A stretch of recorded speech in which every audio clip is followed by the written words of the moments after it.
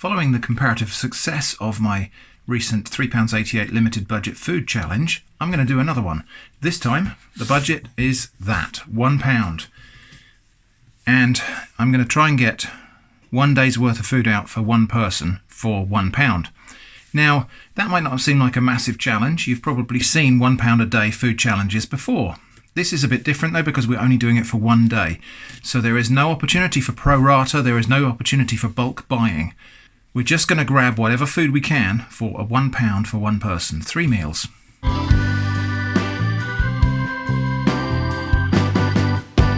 So let's set a few parameters. This time there will be no ingredients from the food cupboard. The only thing I'll allow myself to add from my kitchen is water from the tap. We will have the use of the full kitchen facilities, cooker included, and we will have the use of my car for transport to get to the shops. And in addition to whatever I can buy for this £1, we can also add in anything that I can get for free without stealing.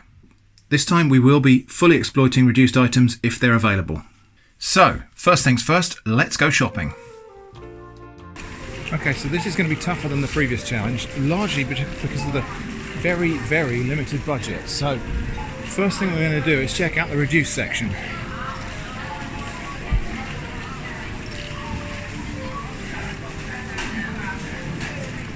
Now here we go. That's the problem with saying, hey, just rely on reduced stuff. There is nothing to be had.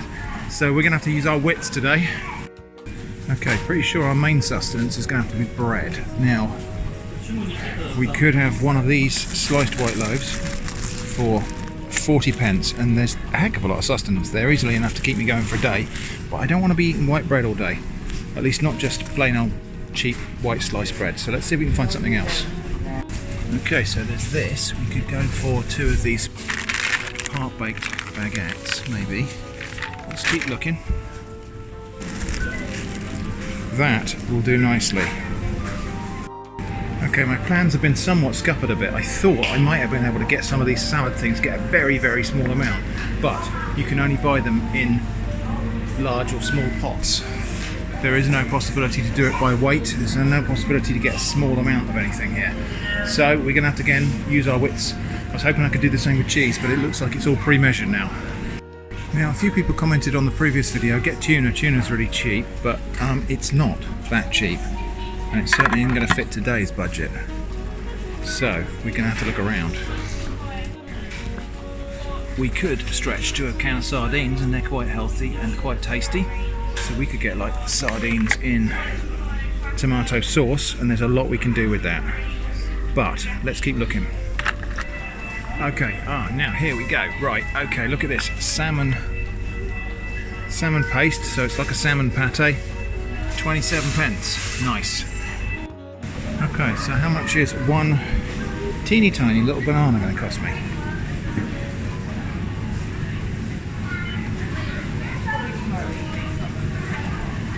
£9. Yeah, I think we'll do that. Now, the increasing problem with a challenge like this is a lot of things are only available in bags of stuff. Now, there are still a few things loose, so we hopefully will make use of that. But a lot of things I want to buy, I can't get because they're just in big bags, and I only have £1. So let's see if the budget will stretch to the smallest onion I can find in that box. There. £6, I think we can do that.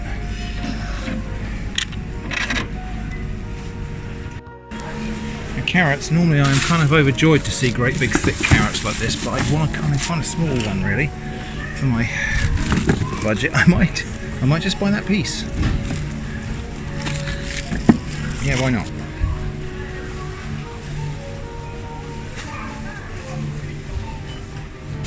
£3. I think we can stretch to that.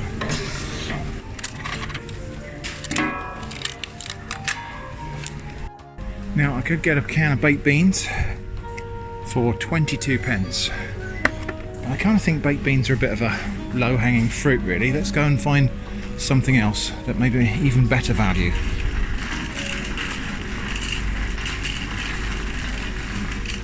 So down here we've got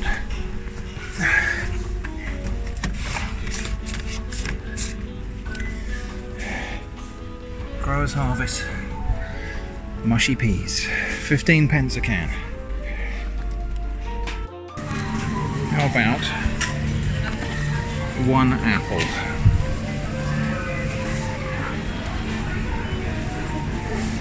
What? No, thank you. Okay, so it looks like it's going to be the tomato. Let's pick the smallest one we can see there. I reckon it's...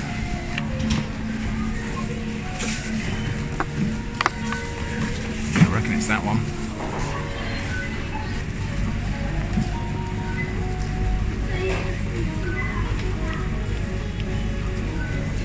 £17, okay.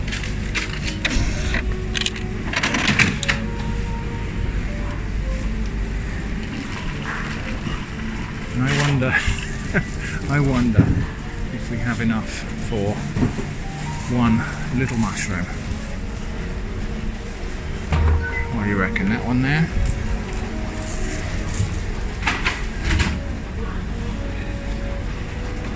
One tiny mushroom. Let's see how much that's going to cost me. Probably more than I've got in the budget.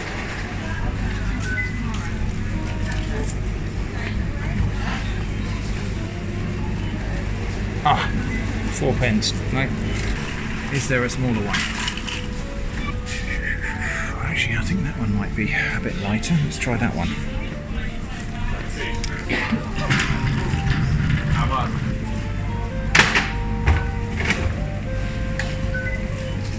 Yes.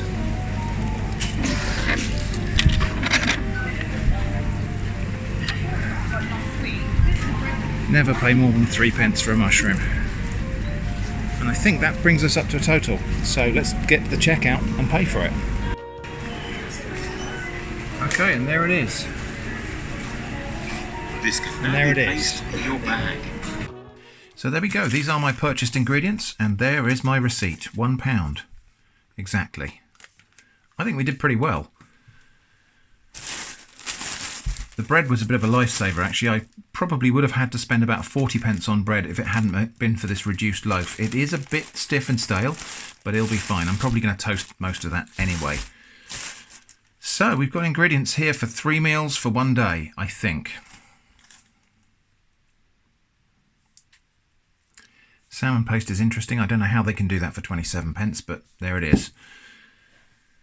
Right, so let's have a look at what I managed to blag as well. So, in addition to the purchased ingredients, I'm allowed to use anything that I can get for free. Now, we could go out foraging, but it's really not the best time of year for that. There might be a few green things I can find in hedgerows or something like that. We might include a tiny bit of foraged ingredients in the challenge when we actually come to do the meal tomorrow. But here's what I managed to blag. A whole pile of condiments. So, I did actually take this box with me to the store because I was kind of hoping they might be handing out free samples of cheese or something like that, and I was going to stash a few of them in there if they were giving them out, but no such luck. So, let's have a look at what we've got. We've got some milk. Now, it's interesting, I got most of these things by surfing other people's tables. So I went around a bunch of fast food restaurants and cafes and things like that, and I found that, I found that actually what seems to happen is that the people who take too much sauce are also the people who don't bother to clear their tray away from the table.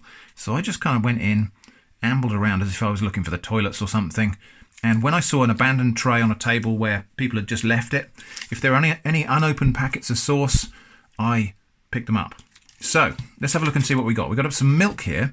So we've got actually soya milk and regular cow's milk. We've got quite a lot of sugar. Brown and white sugar. I don't know that I'm actually going to use all of these things, but it's good to have them on standby. So we've got a fair old pile of sugar. We have got mayonnaise, 3 sachets. We've got ketchup, 5 sachets. We've got some barbecue sauce. We've got some more barbecue sauce. And this one was a bit of a winner. Look, we've got creamy honey mustard dip. So yeah, that'll be really good actually, and I think that will go well with some of these other things. And then we've got salt and pepper, a fair old bit of salt and pepper, which is good. I like a lot of black pepper. And then these little things, which are quite interesting. These are chocolate flavoured powder. So chocolate flavoured powder, this is for sprinkling on top of cappuccino or whatever. But anyway, we've got a whole bunch of those as well. So that's our extra ingredients. It is kind of cheating a little bit, but as I say, I didn't pay for any of these. I did have to ask for one or two things. So these things are in the garage in the Costa self-serve machine. And I just asked the guy at the counter, I said, is it all right if I take a few of these? He said, yeah, why not? So there we go. So I have got, I think here, the makings of 3 square meals. This is all done in preparation the day before of the challenge, but this has taken me less than a day, obviously, to gather these ingredients. So tomorrow we're going to have breakfast, lunch and dinner out of this lot. Okay, so it's breakfast time, but I've got a job to do before we can do breakfast. There is a certain young lady.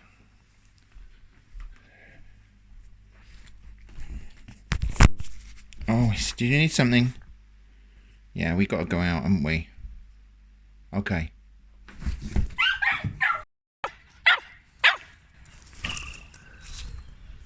So it would be nice to get some foraged ingredients for our meals today. However, really not the best time of year for foraging. Most green things are... Excuse me, mate. Most green herbs are not in their growth phase at this time of year. This is January. And so we might find something. We'll have a look around, but I'm not terribly... Yeah, all right. Drop it there. But I'm not terribly hopeful that we will find anything foraged, truly foraged, to add to our meals today. Let's have a look around though. Okay, so there are a very few small shoots of nettles coming up through, but they are very tatty, and I think I'll probably leave those. Nettle soup is wonderful, but I wouldn't make it from tiny pieces like this that are growing so close to the ground. They're going to be gritty, and a lot of them seems to have holes in them, so I think they're probably going to be a bit chewed up. We'll keep looking. So this is the part of the track where I often pick wild garlic, but the wild garlic isn't up yet.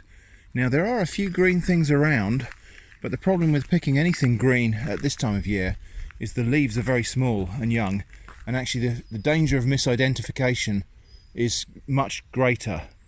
And so there are some little leaves coming up there. That might be sorrel, it might be some sort of dock, but there are other things, and a lot of very early spring plants are quite toxic or bitter. Just because obviously they're the first things out the ground, they don't want to get eaten. So I think we may have to forego the foraging altogether today and do something else instead. Okay, now this is cool. This is an apple tree. That's actually a withered old apple up there. But actually down here underneath the apple tree, in the hedgerow, are a whole bunch of apples that have fallen off. And they have survived the whole winter. I'm going to have a rummage around, see if I can find one that's good enough condition. Okay, a lot of these are actually just soggy and rotten underneath, but I managed to find one. It's not great, but I imagine we can probably cut some pieces out of that to use. Okay, so we managed to find 3 kind of half decent apples in that hedgerow. So I'm going to give these a thorough but gentle wash. Okay, so we are at McDonald's. And I found a few places where people are literally too stupid to use a bin. Now, that's not great from the environment point of view. However, from my point of view, it is great because sometimes we find coffee cups and the coffee cups have stickers on them. Collect 6 stickers and you get a free coffee. So thank you, littering idiots. You bought my coffee this morning. So there we go, free coffee, and free coffee tastes sweet. And if you smile sweetly and ask nicely, it's amazing what you can get. I explained what I was doing, and the lady at the counter was kind enough to give me 3 packets of Flora, which is just going to be perfect for what I need to do in a moment. Right, here's the plan. So for breakfast this morning, I'm going to make fried milk toast. So I've got my bread, I've got some milk, I've got some sugar. So what we're going to do, I'm going to take these milk sachets and pots, oops, try not to waste any, and put those into a bowl. And then also this is soya milk, but we're just going to add it all in together. Okay, it's not bad. Right, now we've got sugar. I've got these different sachets of white sugar. Some of these came from McDonald's, I think. Some came from tables at Burger King. Eva, shut up!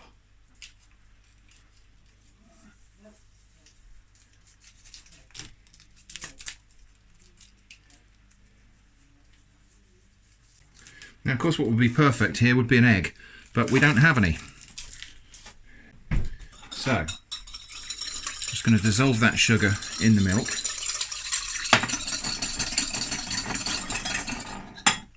Okay, so I'm going to put some of this Flora sunflower spread in the pan. Start with about that much. And we'll just get that gently melted and foaming. Meanwhile, I've got milk, sweetened milk, and I've got my bread, and I'm just going to give that a little dunk in this milk. Okay, and that milk was just about enough for 4 slices of bread. And then into the pan we go.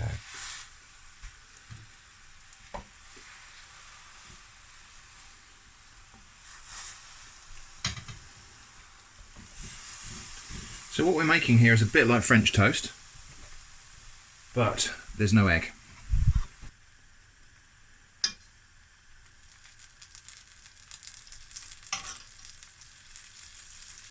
Okay, let's take a look and see if that's taking any colour. Oh, it's looking good.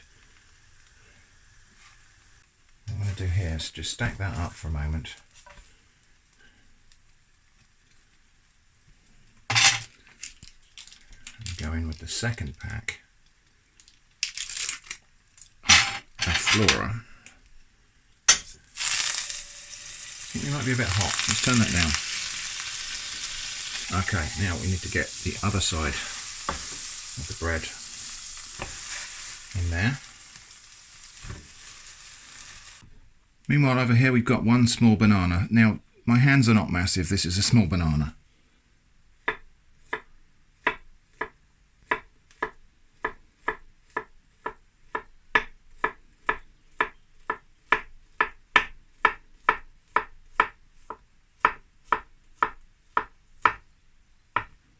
So let's assemble breakfast then. So I've got my milk toast here. Ow, ow, ow, ow. Really hot. Just stopped at the right point there. And then we're just going to assemble these banana slices onto the 2 halves. Okay, so then we're going to have some of this choco dust, whatever this really actually is.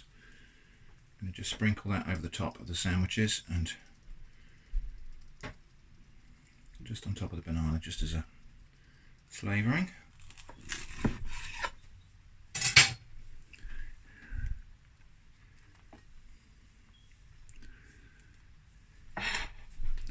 There we go, banana milk toast with choco dust.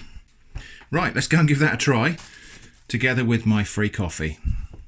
So here we are, breakfast, banana milk toast with chocolate.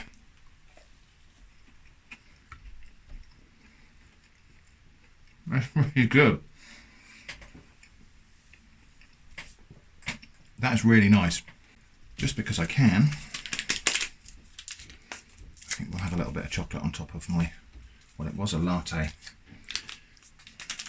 but we'll have a little bit of chocolate powder on top of there, why not? This is actually really good. I think I might make this again, although perhaps with better ingredients in future. The warmth of the toast is just lovely and crisp at the edges and soft and luscious inside. The warmth of the toast has just softened those bananas and made them nice and moist. And there is something about bananas and coffee and chocolate as a flavour combination that works really well. Well, I feel like that was a really fine start to the day, actually. That was a very good breakfast. Wait. Go on then. Get him.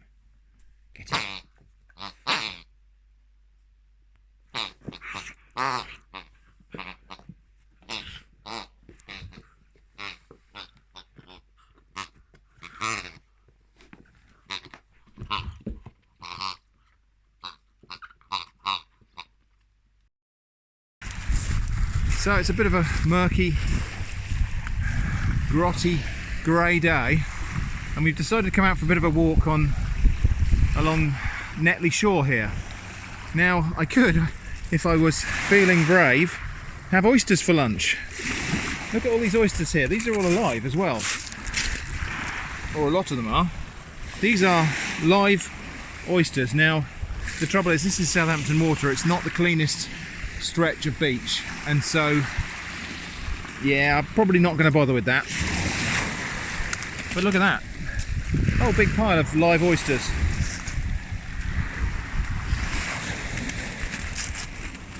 I think we'll stick to, well, this, I can see some sea beet up here. We get some sea beet and maybe a few other little foraged vegetables.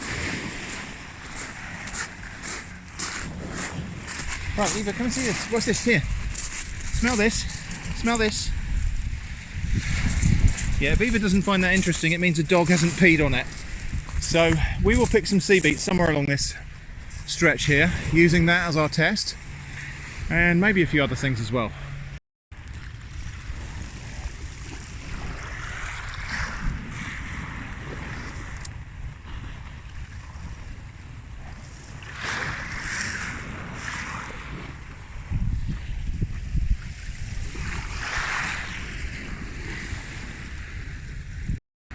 Now we've got a small stream here running along the back of the beach, and I have seen watercress in here, but I think I'm good. I really don't fancy picking vegetables out of that water. It might not be as bad as it looks, but it looks bad. So one very fresh green looking plant, parsley sort of looking plant right here, hemlock water dropwort, deadly poisonous, not to be picked, even though it does look fresh and green and tempting. Right, so let's get cracking on lunch, which is going to be salmon paste on toast with some extra stuff.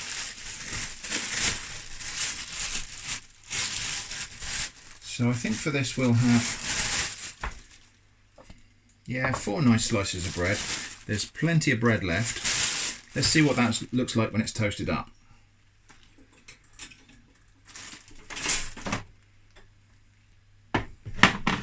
Now, we're going to try to make something approaching a kind of remoulade, which is like it's like a coleslaw sort of mustard dressing type of sauce. So we're going to need some of that. That's the honey mustard dip, a bit of extra mayonnaise. So let's get chopping. So I don't need to freeze my onion this time, and I'm going to use a little bit less than half of this onion. The rest of it can just go in the fridge until later. Okay, and I'm going to really, really finely slice this onion.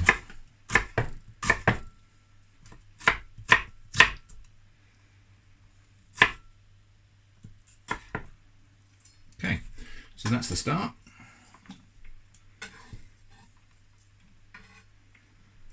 Now I want some of this carrot, not all of it, because we're going to have some of that later, but I will use that chunk from the middle. I'm going to save both ends. If we had loads of spare ingredients, I might have peeled this carrot, but we don't. So I've got to make real good use of every single piece. And then we're just going to chop this into tiny little, very, very thin matchsticks. Okay, that's one lot of toast up.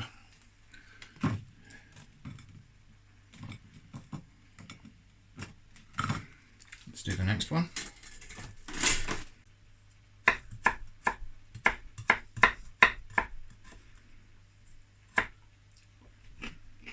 Okay. And so our carrot's going to go in there as well.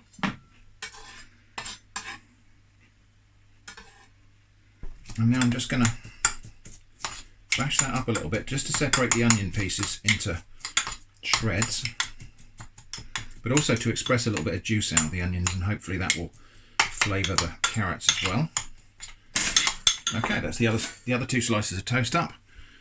We'll get them set up over here. I'm going to dress this with the honey mustard dip. Let's just have a little taste of that off the lid there. That's pretty good.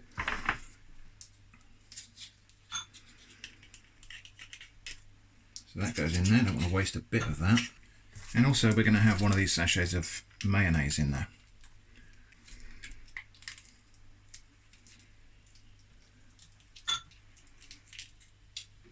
Okay. Now I'll just dress that again. Looking pretty good, but it's still slightly incomplete. So, remember those apples we picked up this morning? I've no idea what these are going to be like inside. I am going to peel them because that peel, well, it's survived all winter, so chances are it's probably a bit on the tough side.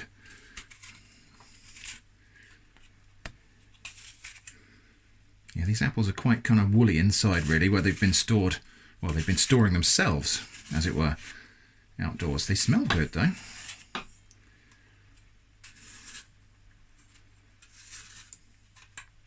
It smells really good.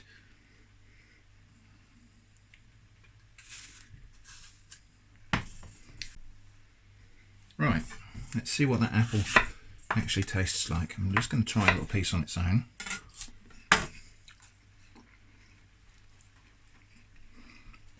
Quite hard.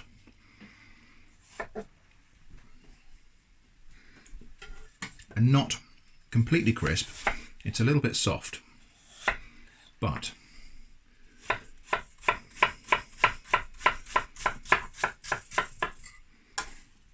it's going to be fine in there. And it just brings a bit of acidity to this remoulade.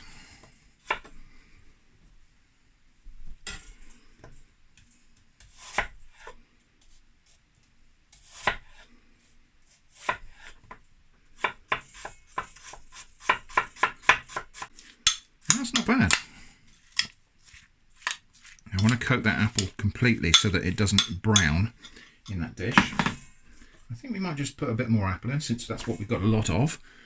So, 4 slices of toast, and we're going to make a kind of impromptu Mary Rose sauce to coat these before we put the fish pate on top. So this is a very fake Mary Rose sauce that's just going to be made of ketchup and mayonnaise. I don't want to mix that in a bowl because I'll just end up wasting too much of it. So instead what I'm going to do is just a squirt of mayo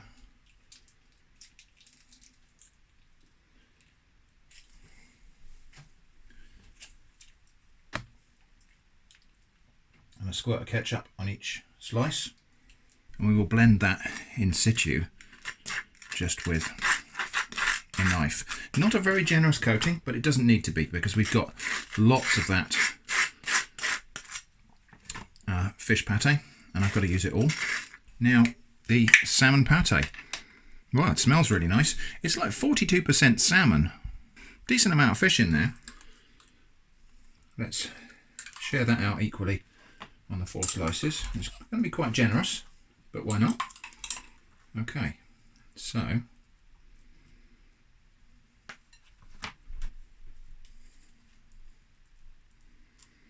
now I do like a bit of black pepper, so we're going to have some black pepper on top. Also have a little bit of tomato with this. Tomato's a bit crisp really. I much prefer a redder tomato than that, but the ones that were redder and more ripe were also bigger and more expensive, so we are constrained by what's possible and available.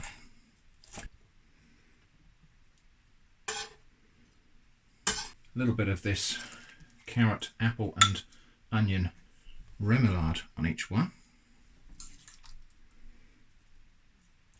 Chef's privilege.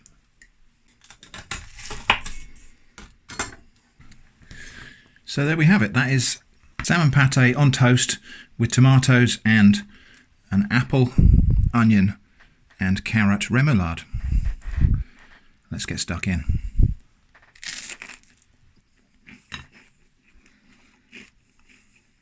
That is really tasty. It's really good.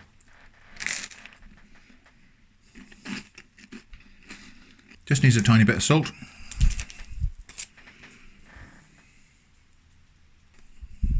So insofar as the objective was to try to make meals, which I think I might have again, even if money wasn't a restriction, I think this is a resounding success.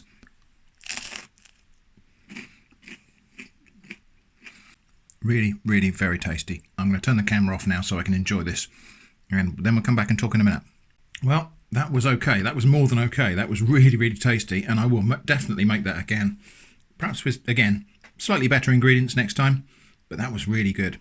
So we've still got plenty of bread left. We've got this can of mushy peas. We've got plenty of vegetables. And that's going to be our evening meal. What I'm going to do with this jar, I think, rather than waste those last little traces of salmon that are on the inside there, I'm actually just going to put a bit of water in there, give it a bit of shake up, and we will save that because I'm going to use that later on. Okay, so we've got loads of bread left. Let's make some soup to dunk it in, and that'll make it into a big substantial meal. I've got this tin of peas, I've got all these vegetables, so let's make some soup. So as a base we're going to use this onion.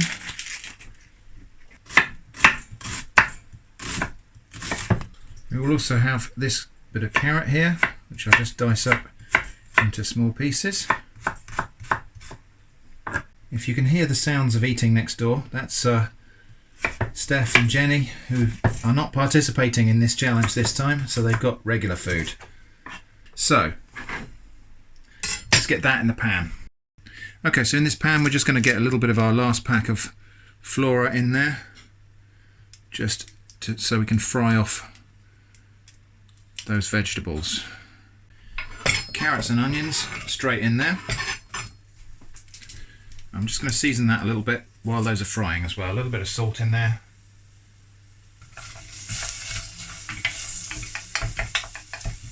So I've got a tomato. This tomato is really far from ideal actually. This was the smallest tomato, but it's weird. It's almost white inside, but never mind. We're going to cook this as well, but once the onions have started to cook down. Yeah, I don't like tomatoes when they're kind of crunchy. But never mind. It'll be alright once it's cooked.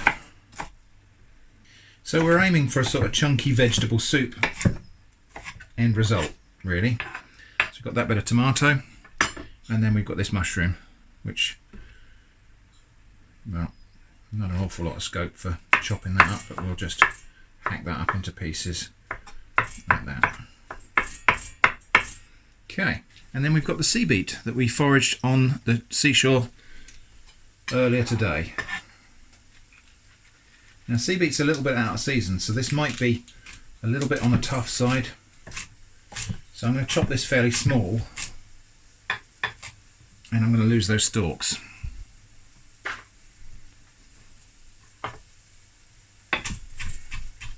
So over here, carrots and onions, I put in the rest of that flora, and we've got those just softening gently.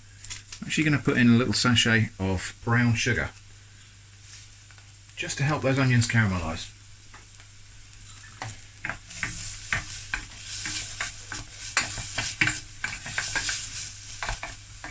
Okay, so those onions are just starting to take a tiny little bit of colour on the edges now, so other veg is going to go in there.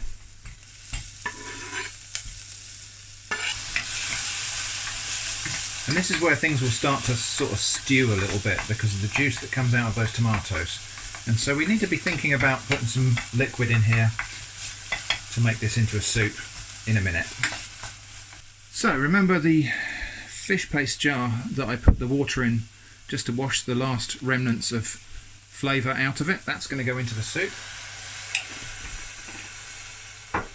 along with 1 cup of water at this stage, and we're just going to bring that back up to a simmer. So hopefully that last little bit of fish in there isn't going to make it taste fishy as such, but it hopefully will give it a little bit of body and savoury flavour. We're going to have a pack of ketchup in there, I'm adding this early because there is a tendency for this to be a little bit sour and vinegary, and I want that to cook out. Now they do put artificial colours in this tin of mushy peas, and so it actually looks okay on camera, but to my eye there's a real bluey greenness to this. Hopefully when it's mixed together with the warmer colours of the ketchup and those other vegetables, hopefully it will balance out and it won't be a completely ugly soup, but it's hopefully going to taste nice even if it doesn't look good. Okay, those veg are very, very nearly cooked now, so we're going to go in with our can of mushy peas. Now mushy peas are dried peas that have been rehydrated and then cooked to the point that they are almost breaking down. So in a sense this is like a very unspiced version of dal. It's just made with green peas instead of yellow split peas, but same kind of idea as dal. Well, it is not an appetizing colour, we've got to say, but hopefully it'll taste okay. So let's just give that a little taste for seasoning now. Well, it tastes good.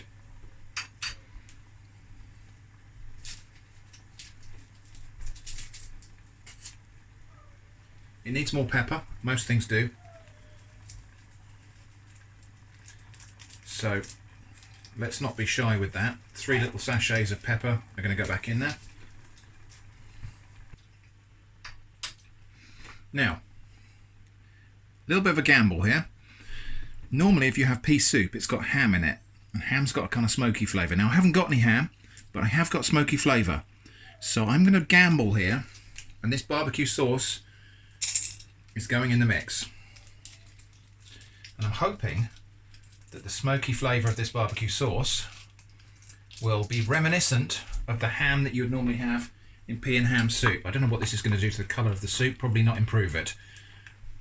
Right, nope, so it's now gone kind of real khaki colour, but never mind. Let's just taste that now. That works really well. Right, I think we're ready to serve up. Okay then, so this soup is not going to win any beauty contests.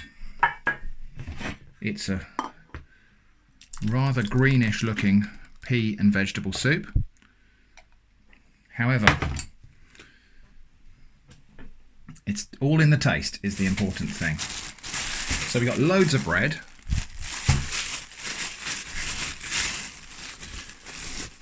And my intention is to fill myself up with soup and bread, really. Let's have a taste and see if it tastes better than it looks.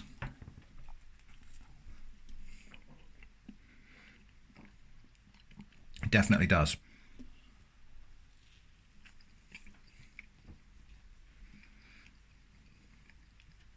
That barbecue sauce is genius. It tastes like it's got ham in it. It tastes like there's a load of smoky ham in my pea and vegetable soup. So yeah, okay, not the most appetizing thing. I think if I'd had the choice, I'd have put more green coloured vegetables in there, maybe gone without the tomatoes altogether, but we had to reuse what we have. But yeah, that's all right.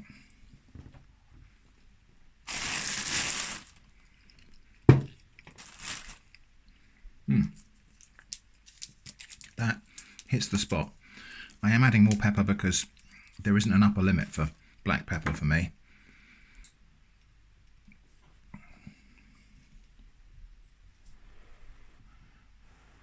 That's delicious.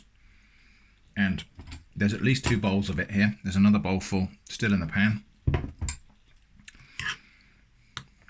Yeah, I'm happy with that. It's a shame I haven't got any butter to go on the bread, but I have used up all of my flora cooking those vegetables, so it's in there anyway. I guess I could probably have mayonnaise on my bread. I might try that in a minute. So let's see if bread with a little bit of mayonnaise on it is any kind of substitute for bread and butter. I guess it ought to be. It's just fat after all.